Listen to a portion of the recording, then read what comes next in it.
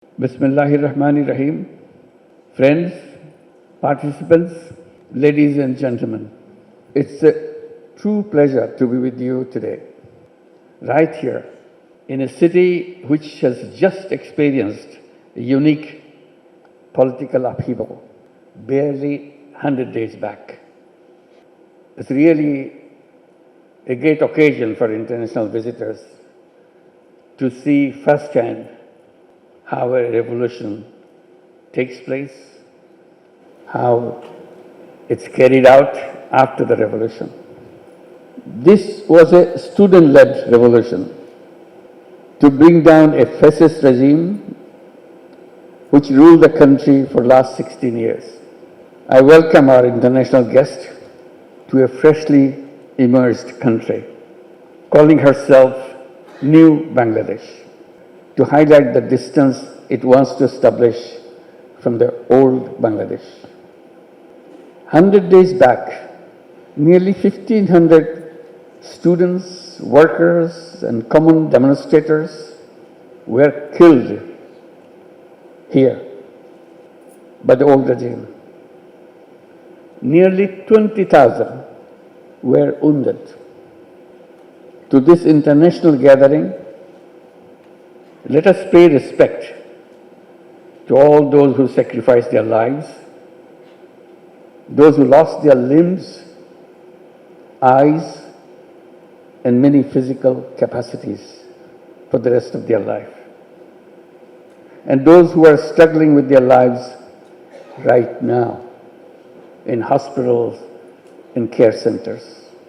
To our distinguished foreign guests, I urge you not to miss an historical opportunity to walk through Dhaka streets and watch the walls along the streets painted with colorful paintings expressing the emotions and aspirations of young people, painted while there was a lull between the killing spree. Anybody watching them cannot but be amazed by the power of the expressions young people came up with right at the killing fields.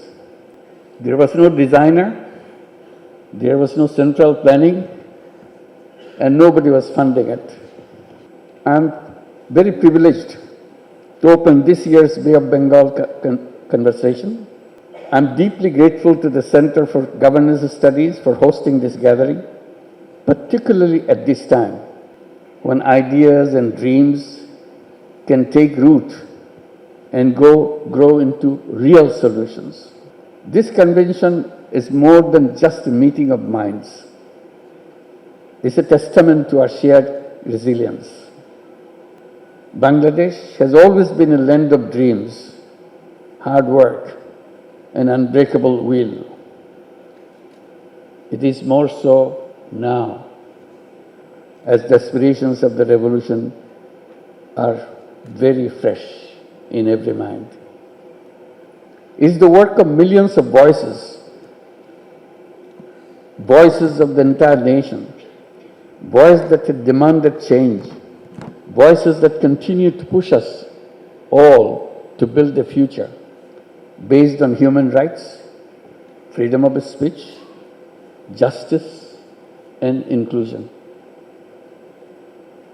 The theme of this year's convention, A Fractured World, resonates deeply with me. We live in times marked by challenges and complexities. Whether it is economic disparity, social injustice, or the threat of climate change, we face issues that are overwhelming. And yet, in Bangladesh, we know something about resilience, about facing adversities and creating opportunities from them. It's a lesson I personally learned decades ago, working with the villagers, working with poor women, seeing their courage and being inspired by their strength. It is those experiences that taught me that every problem has a solution, maybe more than one solution, if we have the patience to pull it out from the problem itself. We know what it is like to be pushed away and punished severely for no fault of yours, to face forces far bigger than ourselves. But we also know that when we come together, when we work as one, we have the power to change the course of history, like we have done in Bangladesh 100 days back. This convention is about exactly that, the power of unity, the strength of shared purpose. Our region is on the front lines of climate change. Every year, our coastal communities face rising waters and shifting weather patterns that impact lives, homes, and livelihoods. This crisis is not something that can be put off for another day. It is something that requires our immediate and united action. At the same time, we are a region of immense potential. Ours is a country of youth.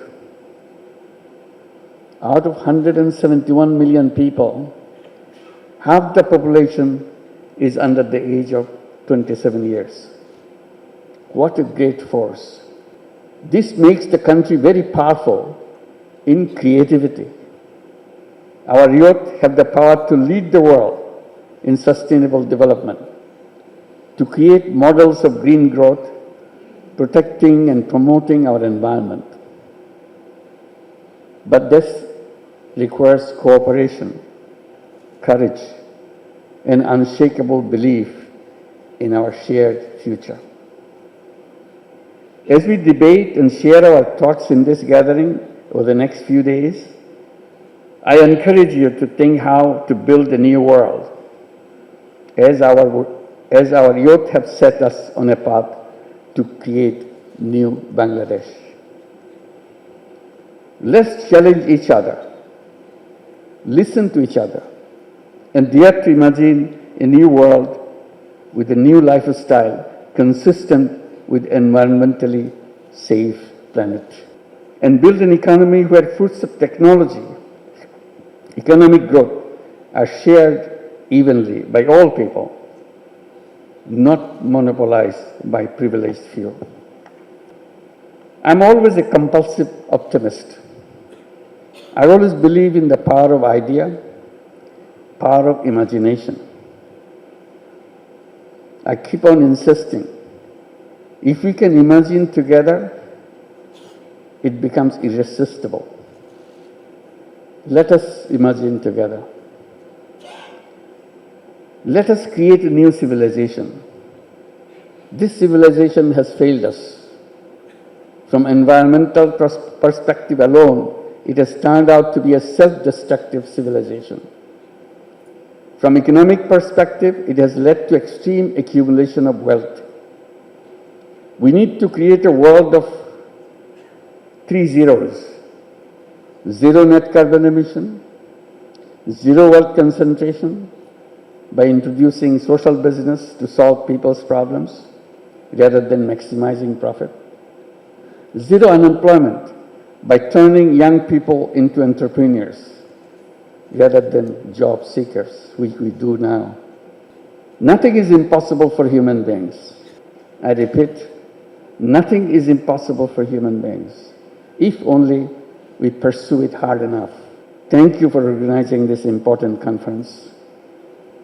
I wish you a memorable conversation in Dhaka. With these words, I have the privilege to declare the Bay of Bengal conversation open. Before I leave you, I again invite the international visitors, participants. Please don't forget to visit the spontaneous street art of Dhaka. This is your opportunity, 100 days after the revolution. These street arts document the emotions and bravery of the revolution. Take someone with you when you go to the streets, who can translate the deep emotions of the youth expressed in Bangla. Enjoy your stay. Thank you very much.